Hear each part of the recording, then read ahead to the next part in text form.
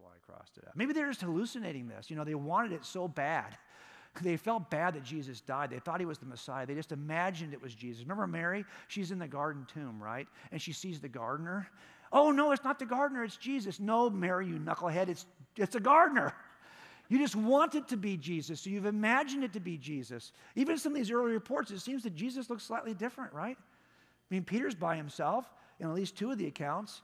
He sees Jesus. He just wants him to be alive. I get it. You want it bad enough. There's nobody else there. Sure, you can imagine anything.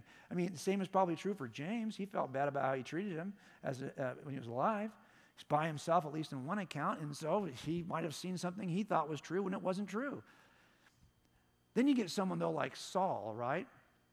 On the road to Damascus, of the people on the road with him, he's the only one who sees Jesus. But do you think he wants it to be Jesus?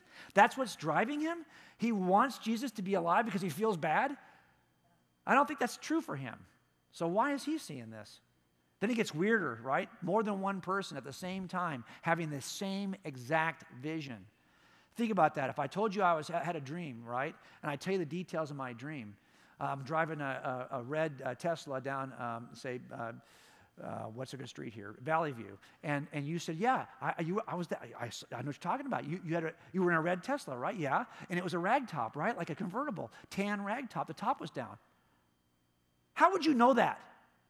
If you could tell me part of my dream, that would freak me out because we don't have group dreams, right? So if you know my dream, it's probably not a dream at all. It's probably a memory. There are people who saw Jesus who were in groups.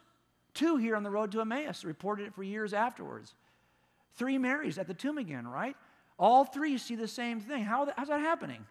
There are 7 people at the lake who together saw the same thing. I couldn't even get them all on the same screen. I got most of them. Here's 2 more over there. There you go. And then you have that group that minus Thomas. Thomas is not in the room. But you have the other, it's the 10. It's no Thomas and no Judas. But you have the other 10 disciples, all who see the risen Christ. How do you explain a group dream of 10? It's just too weird, right? And then you have Thomas returning. And with Thomas present, you have 11. 11 people. These groups are getting bigger. Now I'm not sure how on the mountaintop there could be more than 11. We know at least there were the 11.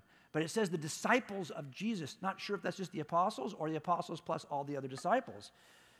They all saw Jesus on the mountaintop. Not even sure how many, but it's at least 11. And then they have this one scene that to me is so powerful, right?